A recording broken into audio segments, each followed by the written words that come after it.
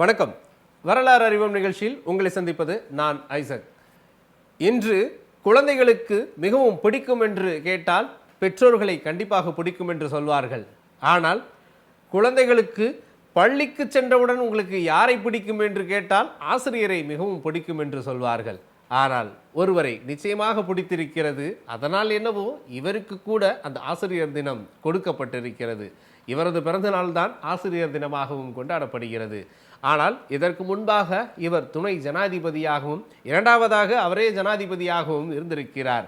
இவரும் ஒரு கல்வியாளரும் கூட, நல்ல பேச்சு திறமை உள்ளவரும் கூட, ஒரு அரசியல்வாதியாகவும் செயல்பட்டிருக்கிறார். ஆம், டாக்டர் சர்வபள்ளி ராதாகிருஷ்ணன் அவர்களை பற்றி தான் நமது வரலாற்றில் தெரிந்து கொள்ளப் போகிறோம். வாருங்கள்.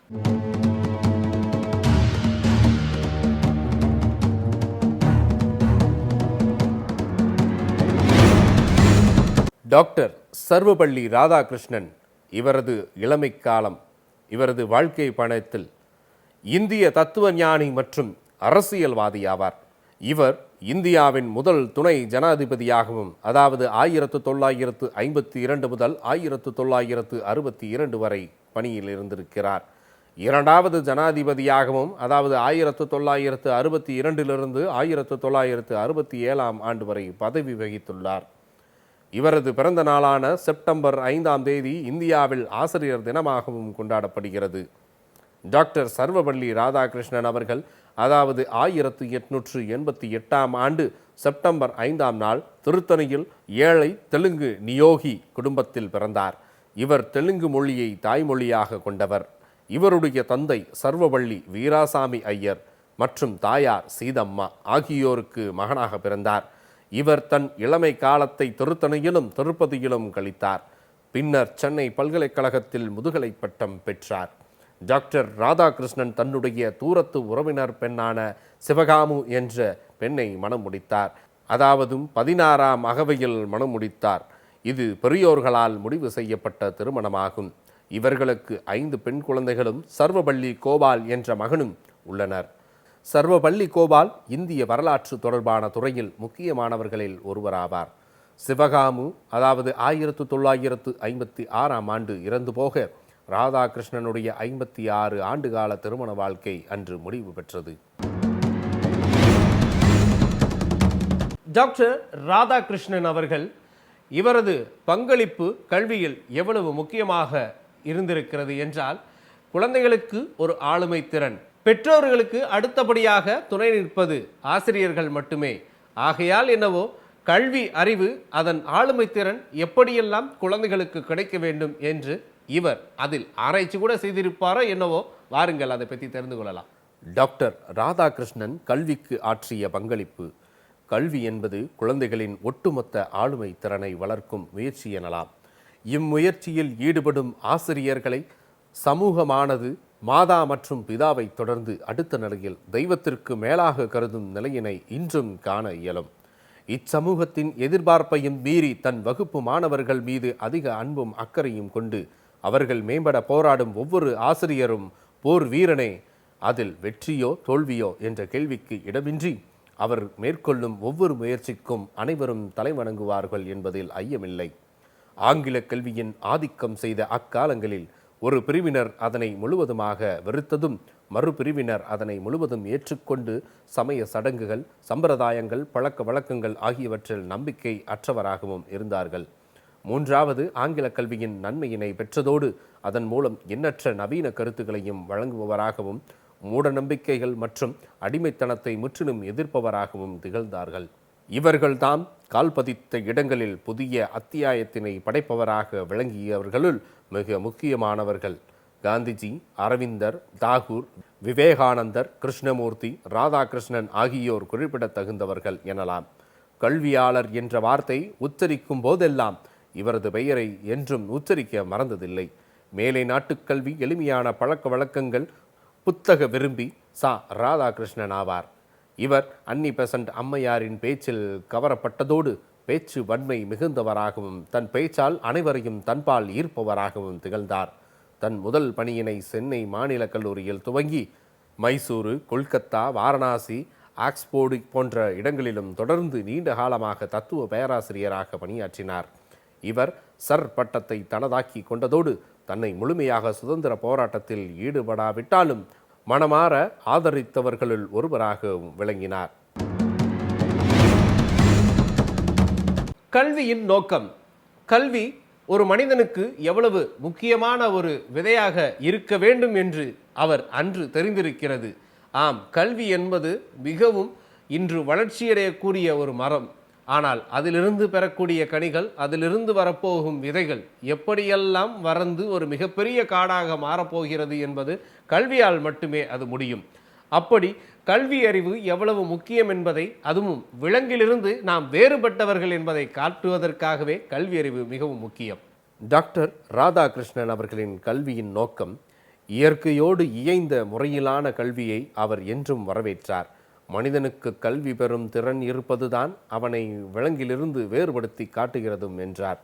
கல்வியின் நோக்கம் மனித மனத்தில் ஒளி பாய்ச்சி அவனுக்குள்ளே இருக்கும் குரங்கு தன்மையை நீக்கி இதயத்தில் அன்பை வளர்த்து அனைவற்றிற்கும் மேலாக உயிரோட்டமுள்ள கற்பனை திறனை உருவாக்குவதாகும். விஞ்ஞானத்தையும் தொழில்நுட்பத்தையும் மட்டும் கற்பிக்கும் கல்வி ஒரு மனிதனை சிறு தொழில்நுட்பாளனாக உருவாக்குமே தவிர நல்ல மனிதனாக ஆக்காது என்பதை வாதிட்டார். விஞ்ஞானம் அவருக்கு இயற்கையை வெற்றி கொள்ளவும் பூமியை சூறையாடவும் உதவி இருக்கிறது. காற்றில் பறக்கவும் கடலுக்கடியில் நீந்தவும் அவனுக்கு சக்தி அளித்துள்ளது. இவை அனைத்தும் மனிதனின் உண்மையான இயல்பு அல்ல. மனிதன் தன்னுடனேயே அமைதியான வாழும் திறனை கல்வி அவனுக்கு அளிக்கவில்லை என்றும் சாடியிருக்கிறார். மனநோய்கள், மனப்பதற்றம் முதலான கேடுகள் எல்லாம் தவறான கல்வியின் விளைவு ஆகும். மனிதனின் உடல், மனம், ஆளுமை ஆகியவற்றின் தேவையை நிறைவேற்றுவதன் தான் உண்மையான கல்வி என்றார். அது சமூக நீதியையும் சுமூகமான மனித உறவுகளையும் வளர்க்கும் கலையாகவும் பார்க்கப்பட்டது. ஒரு கருத்தை கூறி அதற்கு ஆதாரமான காரணங்களை ஒருவர் கூறினால் மற்றொருவர் இதை விட சிறப்பான காரணங்களை கூறி மறுக்க முடியும். காரண காரியவாதத்தில் காணும் முடிவுரைகளுக்கு இறுதித்தன்மை கிடையாது என்கிறார். டாக்டர் ராதாகிருஷ்ணன் அவர்கள் இந்திய சுதந்திரத்திற்கு பிறகு அரசியல் எப்படி செயல்பட்டிருக்கிறது, இந்திய சுதந்திரத்திற்கு பிறகு கல்வி எப்படியெல்லாம் வளர்ந்திருக்கிறது, இது யார் யாரிடமெல்லாம் போய் சேர்ந்திருக்கிறது, சேரவில்லை, இது சென்ற இடம் எப்படியெல்லாம் செழிப்பாக இருந்தது என்பது இவரது அடுத்த கல்வி அறிவால் இன்னும் பல அறிவுகளை புகட்ட வேண்டும் என்று இவர் தீராத ஆசை கொண்டிருக்கிறார். இவர் என்னென்ன கல்வி அறிவுகளை அடுத்து கொடுத்திருக்கிறார், அரசியல் பணியை யார் யாரிடம் விட்டு சென்றிருக்கிறார் என்பதை தெரிந்து கொள்ளலாம். பாருங்கள். வாழ்க்கை பற்றிய அவரது கருத்து. இந்திய சுதந்திரம் மற்றும் இந்திய கல்வி இரண்டிலும் தீவிர அக்கறை கொண்டவராக இருந்தார். மனிதனுடைய வாழ்வு விலங்குகளிடமிருந்து வேறுபட்டுள்ளதை தனது பல்வேறு உரைகளில் எடுத்துரைக்க செய்தார்.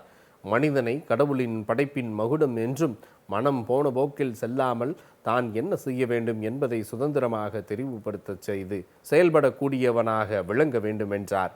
மேலும் அவர் நாம் அனைவருமே வாழ்க்கையின் பொருள் என்னவென்பதையும் வாழ்வின் நோக்கம் என்னவென்பதையும் அறிய வேண்டியவனாகிறோம் என்றும் ஒவ்வொருவரும் வாழ்க்கைக்கான திட்டத்தையும் நோக்கத்தையும் அறிந்து கொள்ளலாம், அமைதி காண இயலாது என்கிறார்.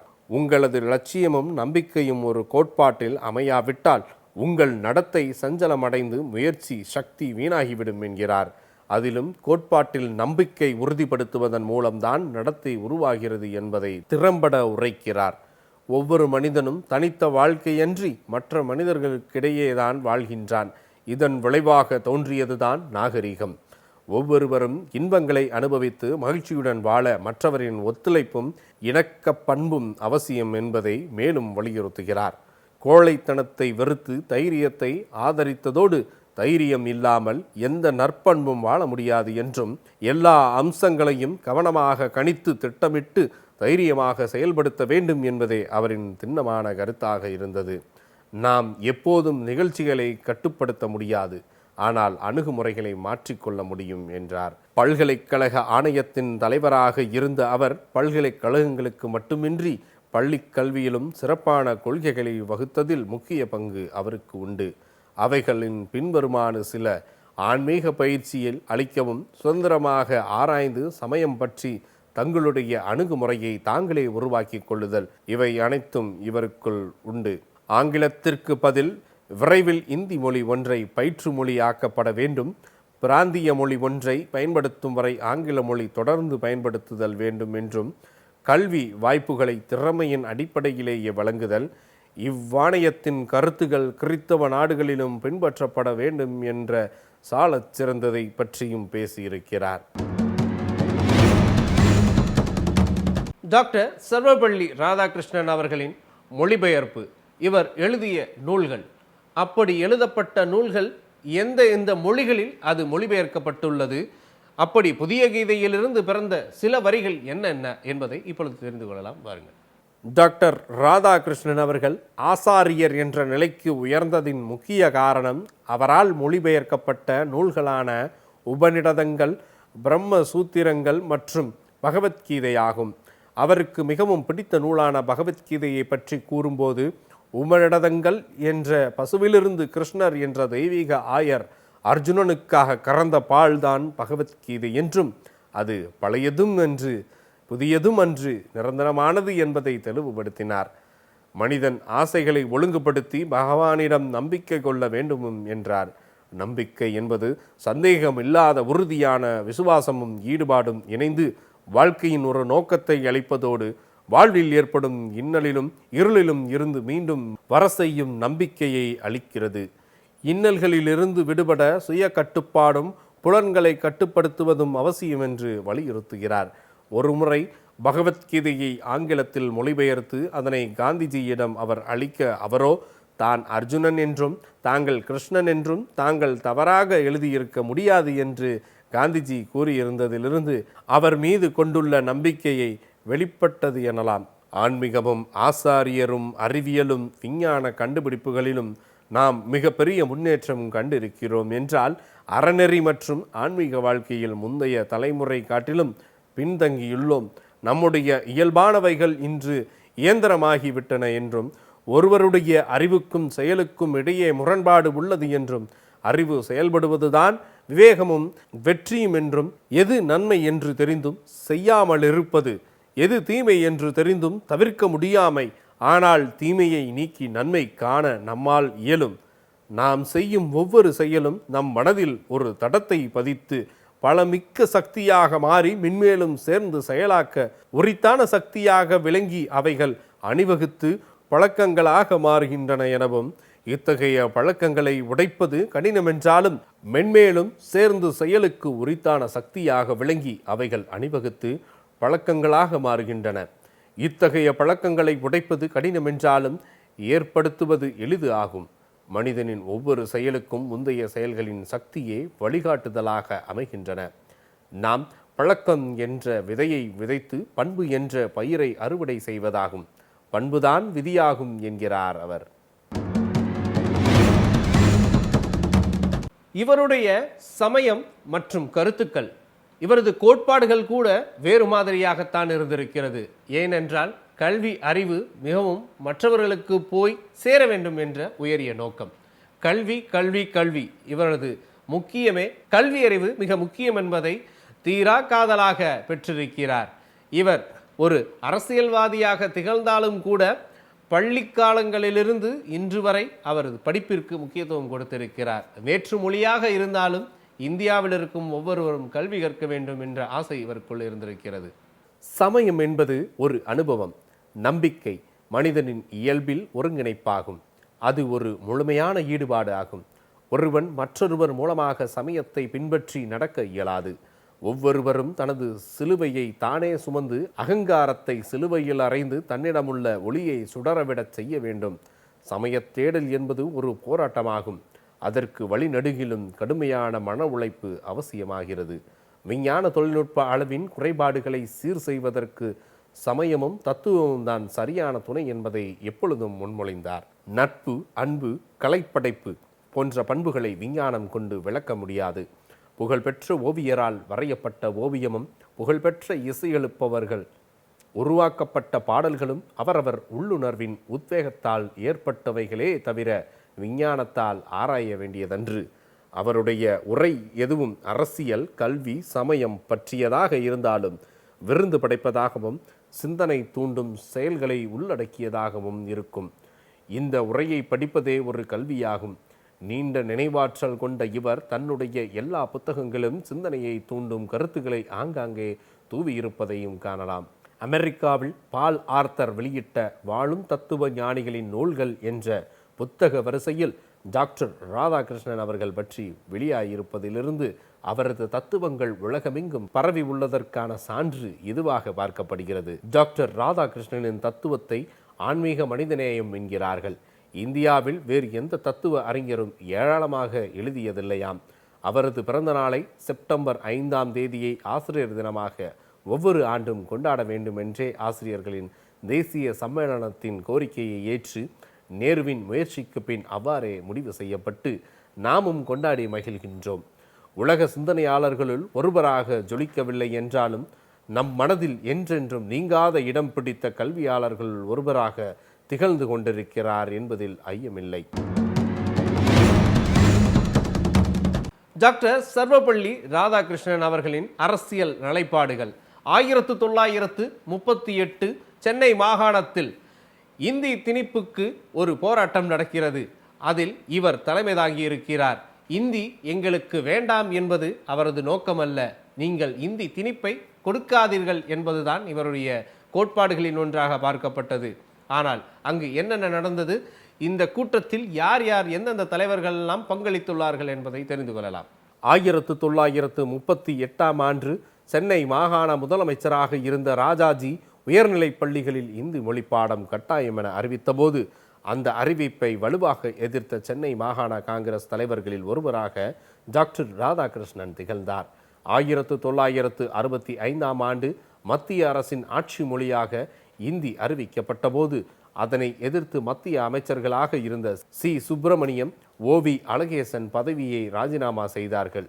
இந்தி ஆட்சி மொழிக்கு ஆதரவான பிரதமர் லால் பகதூர் சாஸ்திரி இவ்விரு அமைச்சர்களின் ராஜினாமையை ஏற்றுக்கொள்ளுமாறு குடியரசுத் தலைவருக்கு பரிந்துரை செய்தார்.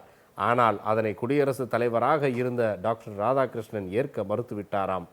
இவர்கள் எழுதிய நூல்கள்: முதன்மை உபநிடதங்கள், இந்துக்களின் வாழ்க்கை நோக்கு, இந்திய தத்துவ தொகுதி 1-2 பாகம், கிழக்கத்திய சமயங்களும் மேற்கத்திய சிந்தனைகளும், தம்மபதம், பகவத்கீதை விளக்க உரை, கிழக்கும் மேற்கும், மகாத்மா காந்தி, கிழக்கு மற்றும் மேற்கின் தத்துவ வரலாறு, பிரம்மசூத்திர விளக்க உரை, ரவீந்திரநாத்தின் தத்துவங்கள், இந்திய சமயங்களின் சிந்தனை, இந்துஸ்தானின் இதயம், சமயமும் கலாச்சாரமும், சமகால இந்திய தத்துவம், சமயமும் சமுதாயமும், உண்மையான கல்வி, இந்திய சமயங்கள், இப்படி பல நூல்கள் எழுதியிருக்கிறார்.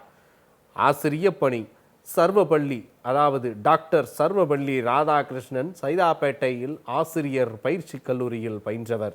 இவர் ஒரு சிறந்த கல்வியாளர் மற்றும் தத்துவ ஞானி ஆவார். இவர் ஆக்ஸ்போர்டு பல்கலைக்கழகத்தில் பேராசிரியராகவும் பணியாற்றியுள்ளார்.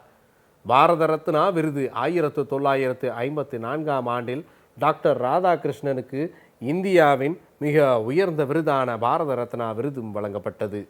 ஆனால் ஆசிரியர் தினம் டாக்டர் சர்வப்பள்ளி ராதாகிருஷ்ணன் பிறந்த நாளான செப்டம்பர் மாதம் 5ஆம் தேதி இந்தியாவில் ஆசிரியர் தினமாக கொண்டாடப்படுகிறது. ஆசிரியர்களை கௌரவிக்கும் வகையில் இந்த நாள் கொண்டாடப்படுகிறது. இவருக்கென்று ஒரு நினைவு சின்னம் கட்டாயமாக உண்டு. சென்னை மயிலாப்பூரில் உள்ள டாக்டர் ராதாகிருஷ்ணன் நினைவகம் அவரது வாழ்க்கை மற்றும் பங்களிப்புகளை போற்றும் வகையில் அமைந்துள்ளது.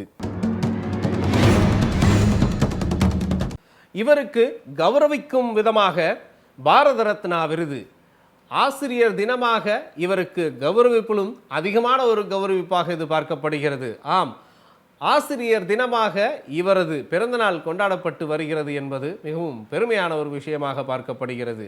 குழந்தைகள் அனைவரும் அன்போடு இந்த நாளை கொண்டாடுகிறார்கள். ஏனென்றால் ஆசிரியர்கள் தினம் அல்லவா, அவர்களுக்கு பிடித்த ஆசிரியர்களுக்கு பிடித்த பொருளை வாங்கி கொடுத்து அவருடைய அன்பை முழுமையாக பெறுவதில் குழந்தைகளுக்கு அவ்வளவு பிரியம் ஒன்று இருக்கிறது என்றால் இவரது பிறந்த நாளில்தான். கல்வி எவ்வளவு முக்கியம் என்பதை இத்தலைவர் இந்த வரலாற்றின் மூலமாக நமக்கு தெள்ளத் தெளிவாக கூறியுள்ளார். ஆனால் அரசியலும் எவ்வளவு தேவை என்பதையும் அவர் அறிவுபூர்வமாகவும் தெரிவித்து விட்டார். நன்றி.